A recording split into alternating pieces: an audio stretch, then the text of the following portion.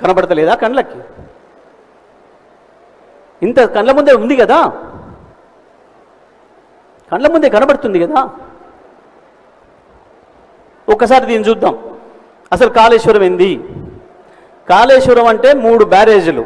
ఇప్పుడు మనం పోయి తిరిగి వచ్చిన బ్యారేజీలు ఏవైతున్నాయో మొదలు 3 బ్యారేజీలు, 15 రిజర్వాయర్లు, 19 సబ్స్టేషన్లు, 21 పంప్ హౌజులు, 200 కిలోమీటర్ల సొరంగాలు, 1531 కిలోమీటర్ల కాలువలు, ప్రవాహ కాలువలు, 98 కిలోమీటర్ల ప్రెజర్ మెయిన్స్, 141 టీఎంసీల స్టోరేజ్ కెపాసిటీతోని కట్టుకున్న రిజర్వాయర్లు, లిఫ్టు 530 మీటర్ల ఎత్తుకు చేసినాం మనం కొండపెచ్చమ్మకు వచ్చే వరకే.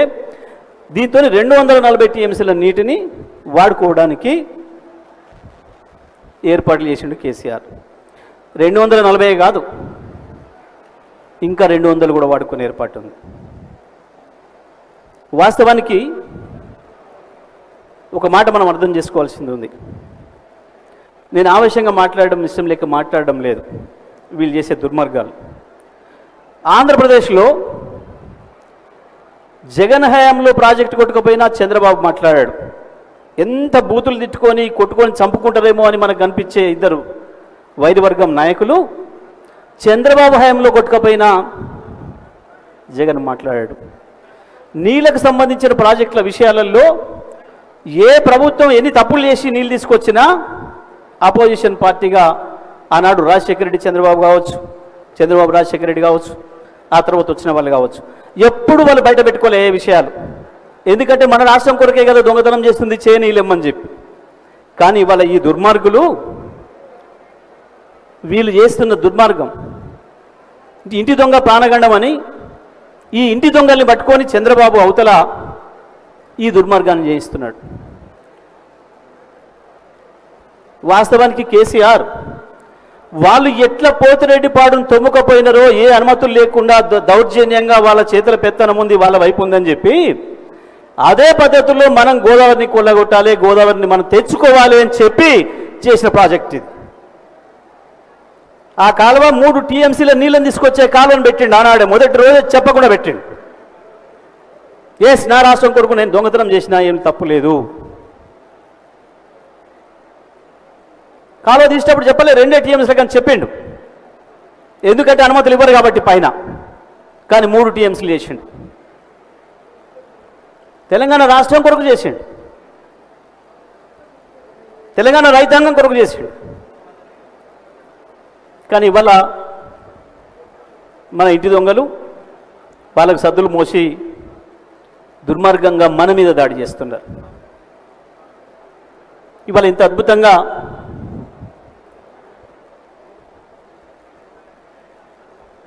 ప్రాజెక్టును కట్టి మొత్తం తెలంగాణలో సరే ముందు పోనీయండి.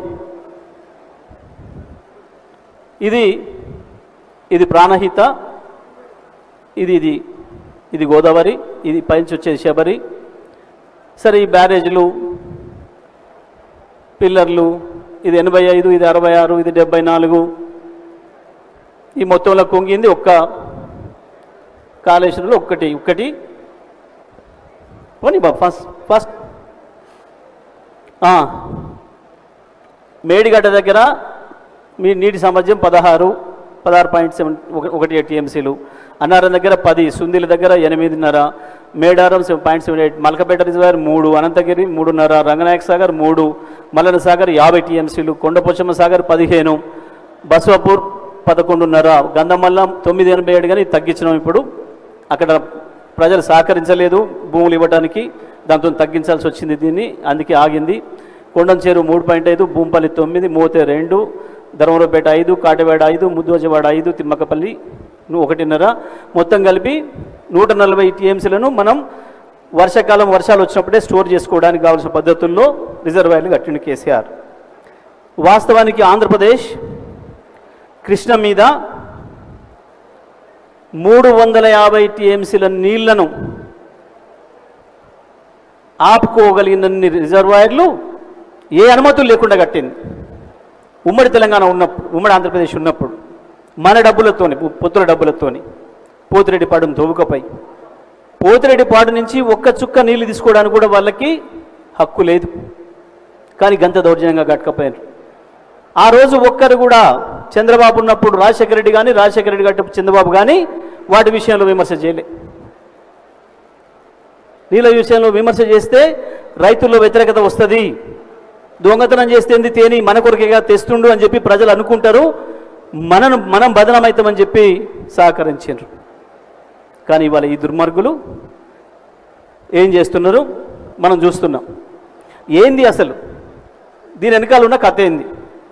2, మనం ఇవాళ బనకచెర్ల అనేది అయితే వింటున్నామో ఆ దుర్మార్గం కొరకు, బనకచెర్ల కట్టుకోవడానికి చంద్రబాబుకి అనుమతి రావడం కొరకు మాత్రమే ఇవాళ కాళేశ్వరం ప్రాజెక్టును పండబెడుతున్నాడు రేవంత్ రెడ్డి. ఇంకొక వైపు దుర్మార్గంగా లారీలు చూడాలి, వందలు వేల కొద్ది లారీలు. ఇసుక దందా మామూలుగా లేదు. ఆ రోజు రాత్రి నేను ప్రయాణం చేస్తుంటే ఒక ఊరు నుంచి దాటి వస్తున్నాం. 9.8 కిలోమీటర్లు నిలబడున్న ఈ లారీలు ఒకదాని వెనకాల ఒకటి ఆనుకొని 9.8 కిలోమీటర్లు నేను మీటర్ వేసి చూసిన. వేలాది లారీలు, వేలాది కోట్ల రూపాయలు ఇసుకతోని చేసుకుంటూ, ఇసుక దందాతో సంపాదించుకుంటూ అటు స్వామి కార్యం నెరవేరుతుంది, ఇటు స్వకార్యం నెరవేరుతుంది. కానీ రైతుల బతుకు ఎండుతుంది. ఇవాళ కాంగ్రెస్ ప్రభుత్వం చేస్తున్న పనితోని చంద్రబాబు నాయుడుకు గురుదక్షిణ కింద కృష్ణార్పణం చేసిండు. ఇవాళ గోదావరిని కూడా అప్పచెప్తున్నాడు. లారీలు ఏందివి? సుందిల ప్రాజెక్టు పైన, అన్నారం ప్రాజెక్టు పైన నీళ్లు నిలపకుండా నిలుపుతున్నది లారీలను, తోడుతున్నది ఇసుకను, నింపుతున్నది కాంగ్రెస్ నాయకుల జేబులను, ఎండబెడుతుంది తెలంగాణ రైతాంగాన్ని. ఇది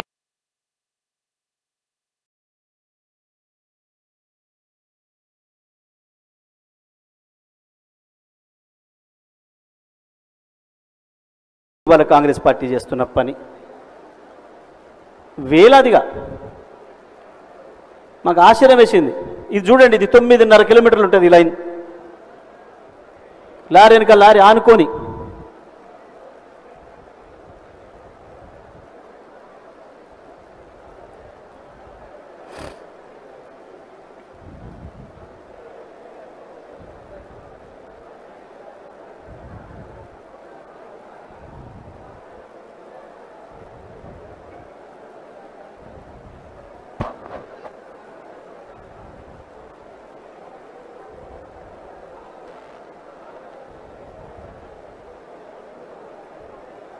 దూరంగా కూడా లేవు. హైదరాబాద్ ట్రాఫిక్ ఉన్నట్టున్నాయి.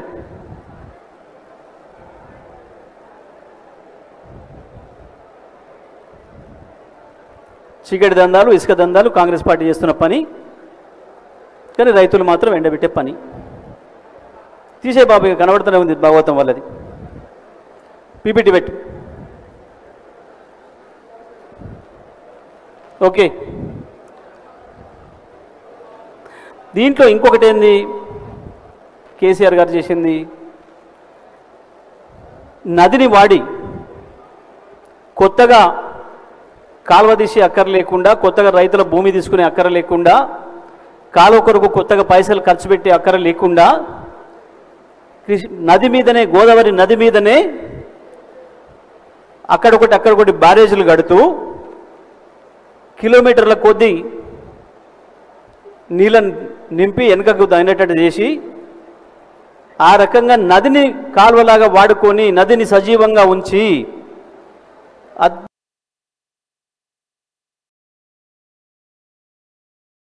అద్భుతమైన ప్రాజెక్టు నిర్మాణం చేసింది చరిత్రలో కేసీఆర్ ఒక్కడే, ఇంకొకరు కూడా కాదు. కేటాయింపు 1480 టీఎంసీలు మీకు అప్పుడు ఉమ్మడి ఆంధ్రప్రదేశ్గా ఉన్నప్పుడు మీకు ఇస్తాము అని చెప్పి అప్పుడు ట్రిబ్యునల్ చెప్పింది. చెప్పినప్పుడు వీళ్ళు ఏం చేసిండ్రు, కృష్ణ మీద వాడక దొబ్బుదాం, ఇక వీళ్ళు మాట్లాడిన మాటలా ఒక్కసారి వినిపిద్దాం ఏం మాట్లాడినరు.